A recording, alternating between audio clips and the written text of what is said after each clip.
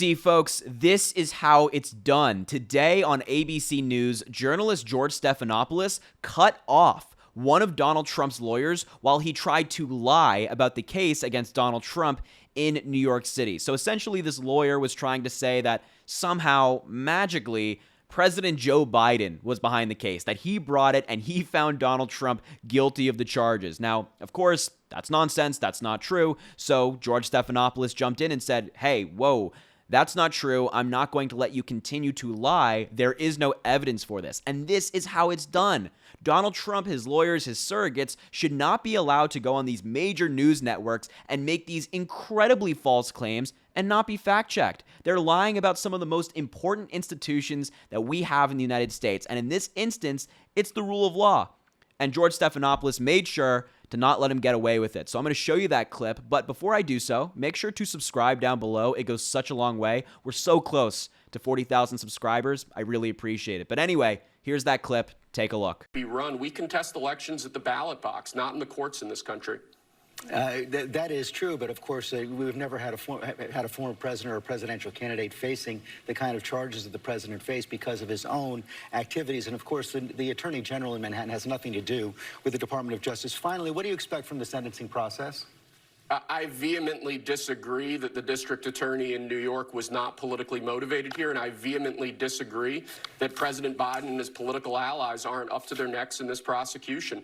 I think the fact there's that no evidence of that, sir. There's no. I'm not going to let you continue to say that. There's just zero evidence of that. Well, how about the fact that Matthew Colangelo was standing over Alvin Bragg's shoulder when he announced this verdict? I mean, Colangelo was the number 3 official in the Biden Department of Justice who suddenly disappears and shows up as an assistant district attorney right as Trump's case in New York starts to proceed. After you want to talk about political you want to talk about political coordination? This has nothing to do. This has nothing to do. No, it's not. This has nothing to do with President Biden. Do you want to answer the question about the sentencing process or not? I completely disagree that this has nothing to do with President Biden. With respect to sentencing, as I said before, we're going to vigorously challenge this case on appeal. I don't think President Trump is going to end up being subject to any sentence whatsoever, and we look forward to getting this case into the next court and taking this again all the way up to the U.S. Supreme Court if necessary to vindicate President Trump's rights. Thanks for your time this morning.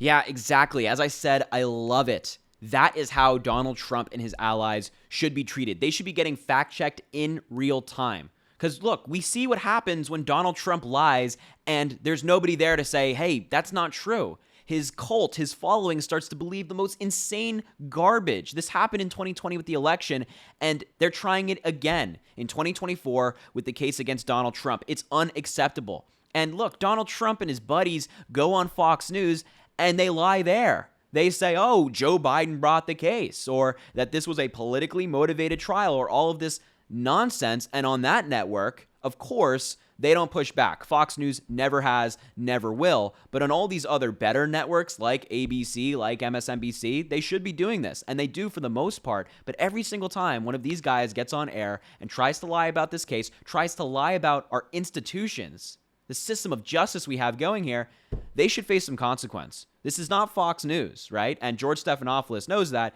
and he doesn't treat it as such. And I love when he tried to present evidence, it was just one of the worst arguments I've ever heard. He said that this prosecutor who works in the Manhattan DA's office used to work at the Department of Justice under Joe Biden, but he joined the DA's team, so it must be bias. And it's like, are you kidding me? You can't win in court? So you have to take your BS arguments to media. You have to say, oh, this lawyer was at the DOJ, but we couldn't beat him in court, so I have to attack his credibility. Hey, buddy, Mr. Lawyer, Mr. Trump's lawyer, how about you actually try to win a court case? Because you guys do a lot of losing, whether it be against E. Jean Carroll, whether it be business fraud, whether it be 34 felony charges. You guys do a lot of losing. So how about you let your experience and your ability speak for itself and not go attacking this prosecutor who beat you? That's what it is. This guy is very salty about the result. He has to come up with any excuse saying, oh, simply because he worked in the Department of Justice and now works in a different office, it must be biased. This is also very common. People from the DOJ come and go. They go to different state offices, and the Manhattan DA's office is one of the most prestigious DA's office in the country, maybe the most prestigious DA office in the country. So it makes sense why a DOJ lawyer, a prosecutor, would then go work as an assistant district attorney in Manhattan. That makes perfect sense, but no. Of course it's biased. And look, as George Stephanopoulos tried to point out there, but this lawyer just kept yapping, he joined after the decision was made to prosecute Donald Trump, to indict him. He didn't join in to have an investigation and get in there. No, this was, he joined after the decision was made. So he joined the team and was part of the team, but that means nothing. That doesn't mean it was bias. And look, all of their arguments fail. MAGA, Donald Trump, and this lawyer's arguments fail once you just look at the basic facts of the case, which is a jury of Donald Trump's peers decided this. You can think that it was brought for political reasons. You can think the charges are BS. You can think anything you want. It's not true, but MAGA can. But their argument always fails when you realize that this was not a biased jury, that this jury was a group of average New Yorkers who were selected by both the prosecution and Donald Trump's defense. Trump's lawyer participated in jury selection. Matter of fact, Todd Blanche even said that Donald Trump himself participated in jury selection, that he was very involved in the defense. So spare me the nonsense that this was a political case or that this conspiracy or that conspiracy. It's nonsense, and I can tell you the American people aren't buying it. And I know that the American people are not buying it because it's backed up by data. I'm going to show you a new poll that we just got today from Morning Consult, and it shows that President Biden is beating Donald Trump by 1 point nationally.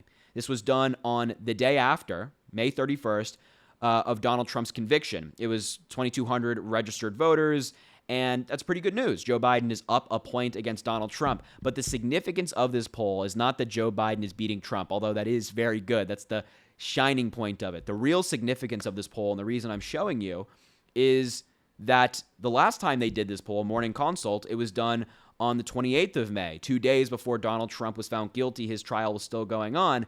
And the shift since then has had Donald Trump even, but Joe Biden has gone up 3 points. In 3 days following Trump's conviction, Joe Biden has gone up 3 points. So obviously the American people are not buying this garbage, that it was this or that or this prosecutor or this fact, whatever. They're not buying it. They see it for what it is. We see, the American people, the people, see that Donald Trump broke the law.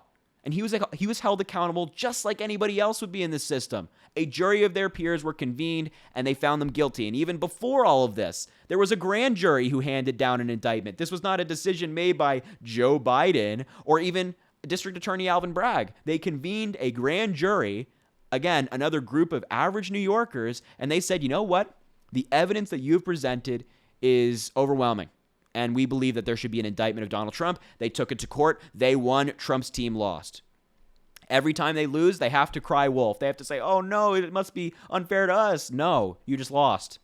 Sorry. So yeah, that was their ABC News interview today. So happy that George Stephanopoulos kind of laid down the law, kind of letting him know, hey buddy, you're not going to lie on my show, which is fantastic. I hope to see more of this, and I believe that we will.